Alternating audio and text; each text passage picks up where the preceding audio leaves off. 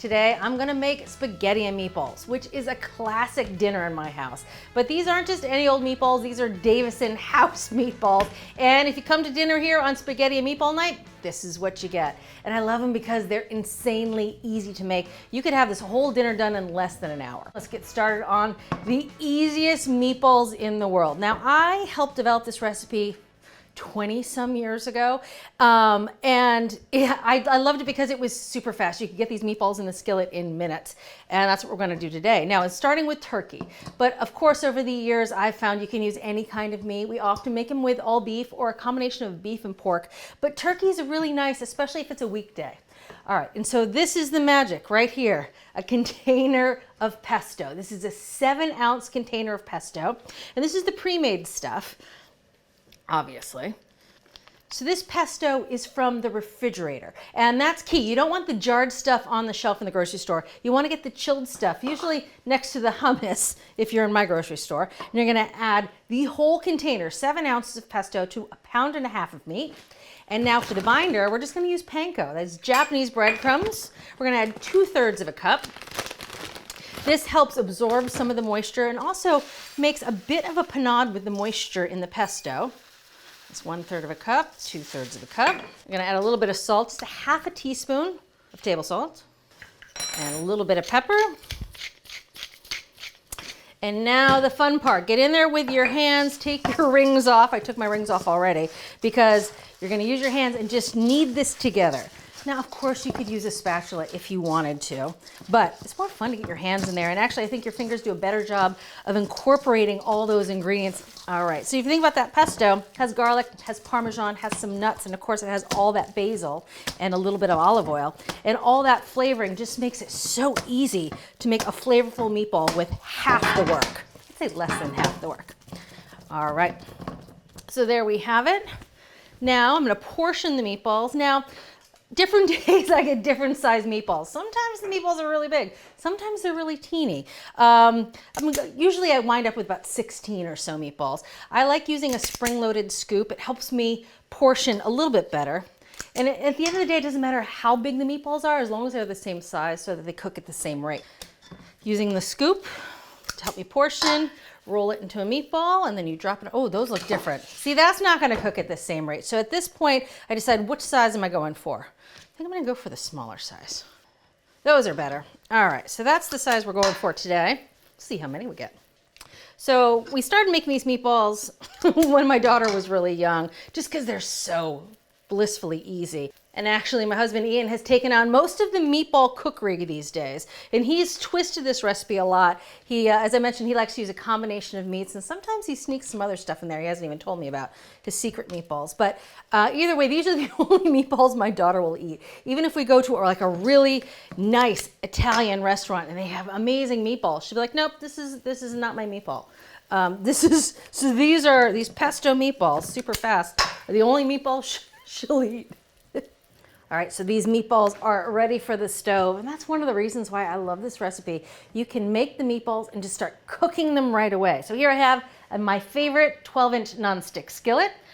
I'm using nonstick on purpose because I want the browning to stick to the meatballs, not to the pan. To the skillet, I'm gonna add about a tablespoon of oil. I'm gonna heat this up over medium heat. When that oil begins to shimmer is when I know the pan's hot enough to brown the meatballs. Now, duly noted, these meatballs will not stay around as they cook. They will flatten on both sides and almost look like one of those poofs, which I don't care. You know, they're gonna taste just as good and it's fast. If you do want a round meatball, however, it is easy to attain. Simply tack on about 20 minutes. Throw this tray into the refrigerator, let those meatballs firm up, and they'll hold their shape better. The pan looks good and hot. Let's brown the meatballs. I know, I'm giving them one last roll as I put them in. Just maybe this time they'll stay a bit more round. I know they won't. Have it. It's also a habit to put things in the pan counterclockwise. Why? I don't know. It just makes me happy. I mean, yes, if you're cooking scallops, it's good to put them in the pan so you know which went in the pan first. This sort of thing, it doesn't really matter. All right, so those meatballs will take 8 to 10 minutes to brown. I'm gonna roll them around, shake the pan, try to get them brown on as many sides as possible. And they brown really quickly, again, because it's turkey, because it's white meat, so that browns quickly. And also, all that pesto and all that oil will really help it brown. So I'm gonna turn the heat down a bit and really watch it so they don't get too charred.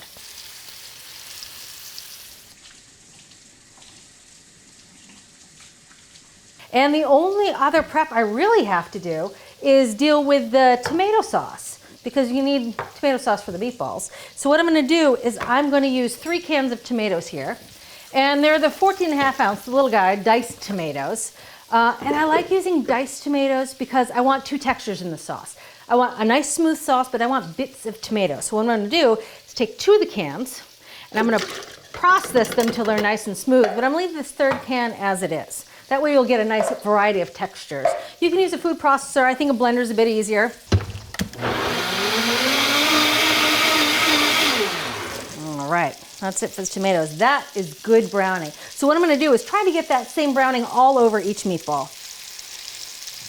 All right. And the last bit of prep I have to do is simply to chop an onion to give a little base of flavor to the tomato sauce. I'm gonna cut it as small as possible because my 12-year-old does not like to see chunks of onion. So the smaller the better in her world. All right, so I'm just gonna finish chopping up this onion, browning the meatballs, and then we can make sauce. Take a look at these meatballs.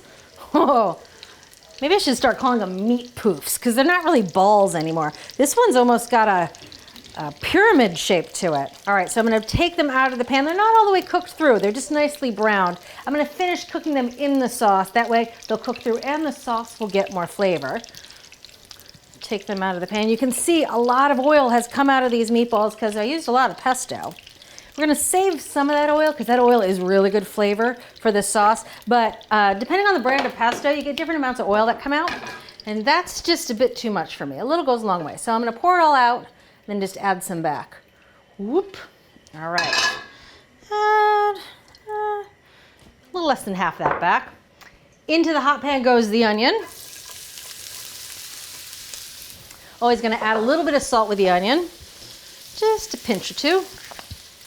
And this onion, turn the heat down a bit. This should be on medium heat. Skillet's pretty hot because it's been browning the meatballs for the past 10 minutes. So we're gonna let these onions cook down about 5-7 minutes. All right, let's take a look at these onions. Oh, look, nice and soft, getting a little brown and caramelized around the edges, just perfect. Those caramelized bits add a lot of flavor to an otherwise pretty simple sauce just made with canned tomatoes. All right, to this we're gonna add a little bit of garlic, some pepper flakes, some chili flakes. I always eye the amount of chili flakes. That was actually a bit more than I usually add. And we're gonna add some garlic. So this is 3 cloves of garlic, raw garlic, not the toasted stuff. And I'm gonna use a garlic press. I love garlic presses. Oh, it just makes it so easy. I don't even peel the garlic anymore. All right, don't need to cook the garlic or the pepper flakes for very long, just until you smell them, just for about 30 seconds. And I turn the heat way down because the onions are starting to really get nice and golden. I don't wanna get them too browned. All right, starting to smell the garlic, starting to smell the chili flakes. Now it's time to add the tomatoes.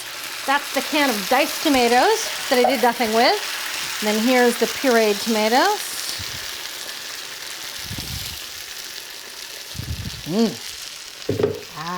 That's a tomato sauce.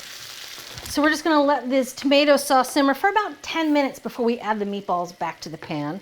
And over the years, I've tried skimping on this simmering time just because I've been in a rush, and I've regretted it every time because it takes a good 10 minutes for that tomato, that tinny canned tomato flavor to evaporate. So give it 10 minutes, and then we'll add the meatballs back to the sauce so the meatballs can cook through and the meatballs can give some flavor to the sauce.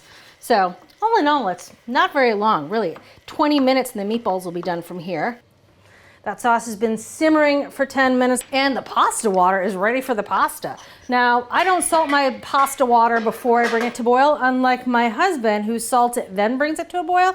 So it's a constant discussion in our house whether the water has been salted.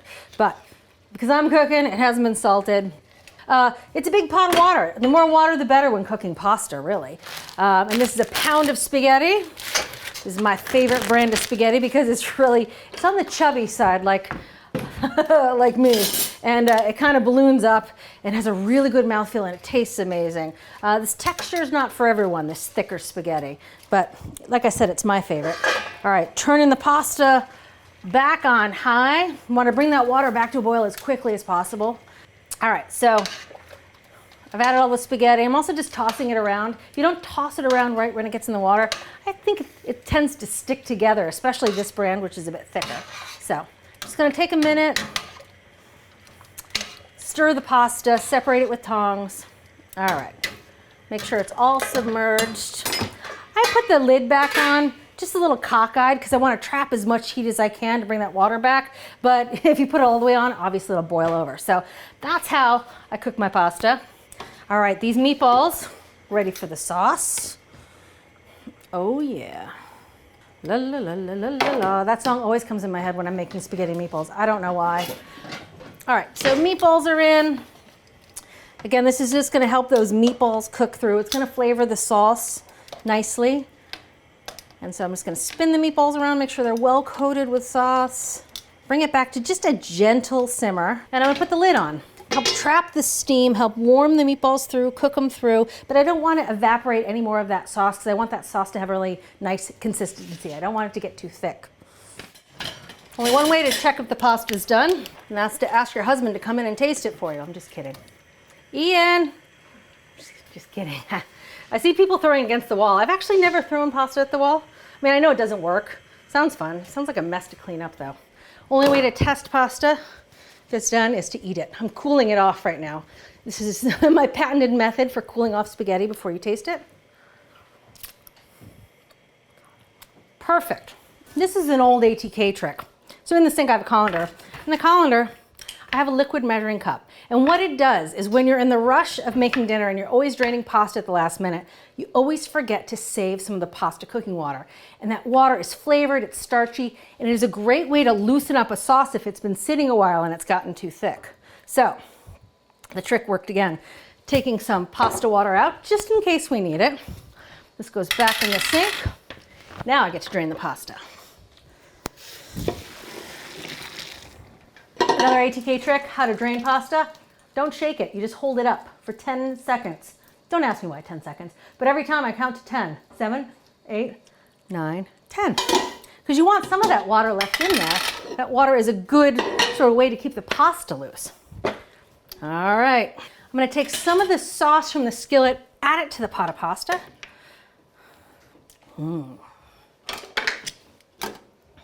Now I know everyone likes to put the Parmesan over the top. I like to mix a little Parmesan in with the pasta just because I can't get enough Parmesan. Also, I think it helps that first bit of sauce stick really well to the pasta.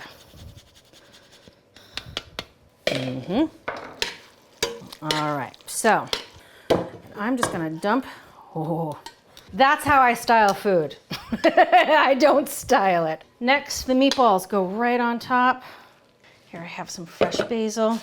I don't chiffonade basil in real life. I know I do it on TV and I think it's fun and it's pretty. I also think it's a little precious for home. I like big pieces of basil and sometimes I don't even take a knife to it. I don't want to beat the basil up that much. So I'll just take my fingers and tear off pieces of basil and leave them nice big hunks. If it's too small, it winds up looking like grass clippings. You know what I want to do is put a little more parm on the top of that pasta. There it is. I have like 3 of these microplane zesters. I love them and I use them for everything from garlic and parm. I use perfect for ginger. That looks good and that's dinner basically, as easy as it gets. Marta gets 2 meatballs. I like 3 meatballs. Let's take a little taste before they get here. Perfect meatball. Perfection. All right, and that's dinner. Dinner is served at the Davison House. Thanks for watching and see you next time. Thanks for watching. What'd you think? Leave a comment below and let me know what you're excited to cook this week. And while you're at it, hit that subscribe button. You can get today's recipes and more for free at our website, americastestkitchen.com/JuliaAtHome.